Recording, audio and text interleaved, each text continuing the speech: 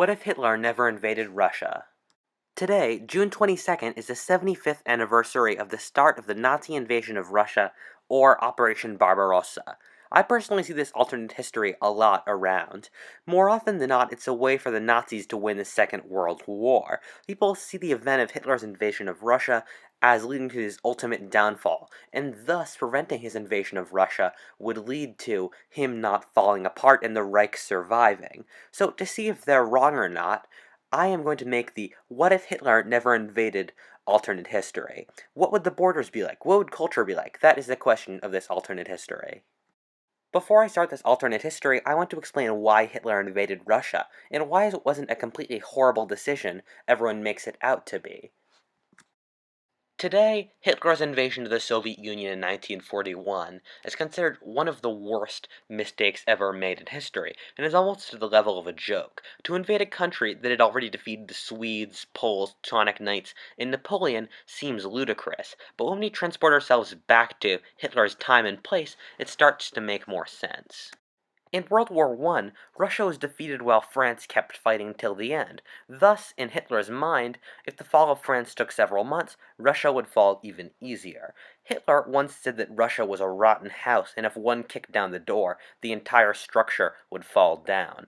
Russia wasn't doing very well either. Stalin's reforms and genocides had just alienated many Russians, especially the minorities like Cossacks or Ukrainians. For example, when the Germans invaded Ukraine, the local Ukrainians greeted the Germans as liberators, only later realizing how horrible they really were.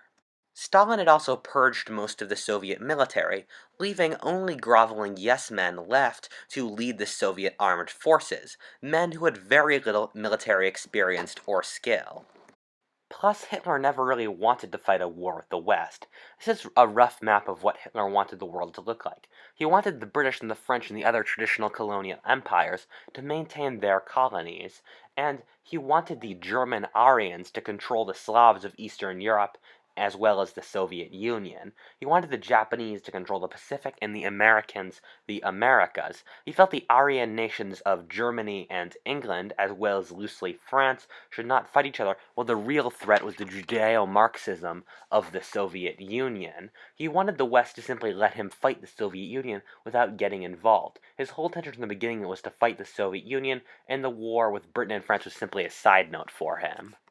This leads to the major issue of this timeline. A Hitler who would not invade the Soviet Union would not be the same Hitler as our timeline. Hitler's high command were against the invasion of Russia in 1941, but in the end Hitler still invaded since he was so committed. Thus, for this timeline to work, Hitler's high command would have to be able to convince Hitler to hold off the invasion of Russia for a few years.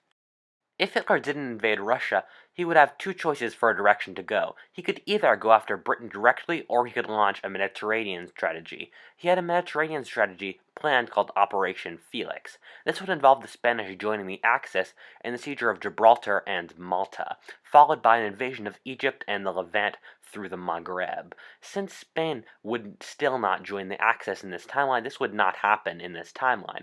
Also, Hitler showed remarkably little interest in the North Africa campaign in our timeline, sending it very few resources, thus he would likely have gone after Britain instead in this timeline. I know Operation Sea Lion, or the invasion of England, is a loaded term for alternate historians, especially in the forums, but I seriously think it is a possibility for this timeline. If Hitler was not involved in Russia, he could send all of his forces to Britain and make the plan possible. If the Nazis spent all of their forces on Britain, instead of building up for a future invasion of Russia, they would be able to outproduce the RAF and keep the Battle of Britain for going much longer, and thus winning the war of attrition that was the Battle of Britain and driving the British planes from the South English skies.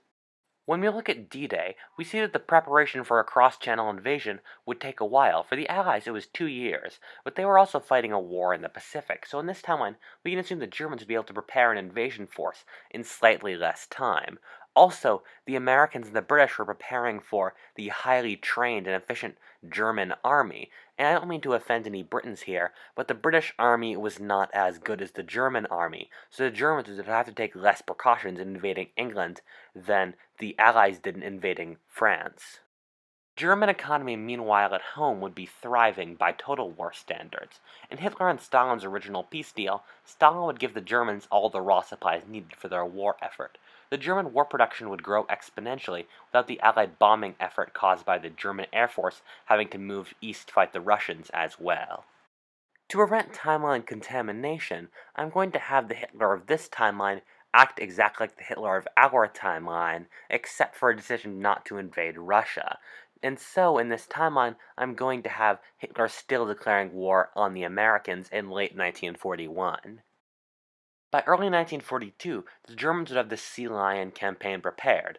They would invade as the following. The German blitzkrieg would quickly seize London and Kent. Normally, I would have Britain surrendering after the seizure of London, but since we're talking about Churchill here, the British would likely move the capital to Edinburgh and keep fighting. The Americans, in a last-ditch attempt to save the British, would rush their newly trained army to the Midlands, and this new influx of troops would create a stalemate between the Nazis and the Allies in Yorkshire. Without the Russians to distract them, the Germans would have built up a much more powerful navy, and so the Battle of the Atlantic would be much bloodier in this timeline. The Battle of the Atlantic would likely end with a stalemate, combined with the German Navy having to deal with the Allies having the Magnetron 12, meaning they could have onboard radar, as well as Ultra, meaning they could read their passages, as well as the ever-growing powerful U.S. Navy.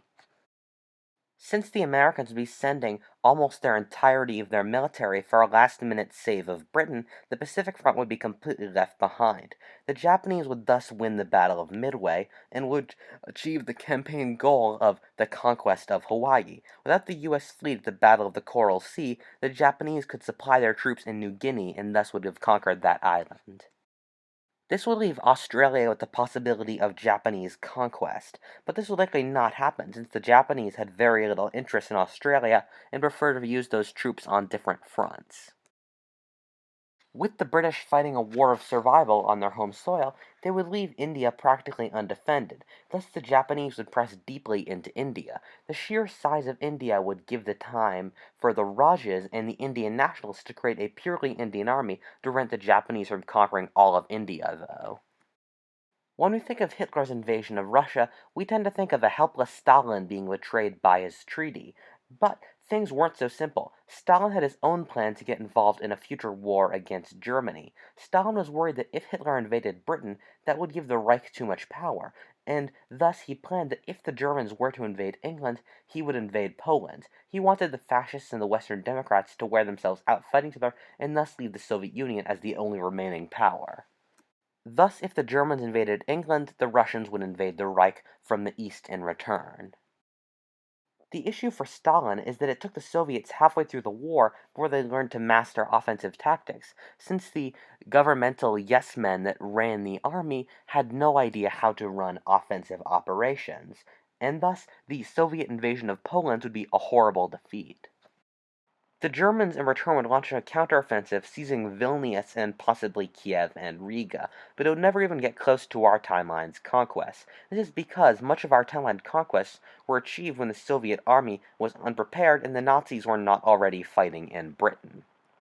I'm going to simplify an extremely bloody war, but the Allies would in the end simply win due to their sheer industrial and population advantage over the Axis. The war in general would last much longer, since the Allies would spend much of it fighting for England's survival, and thus would not be threatening German industry with the incessant bombing.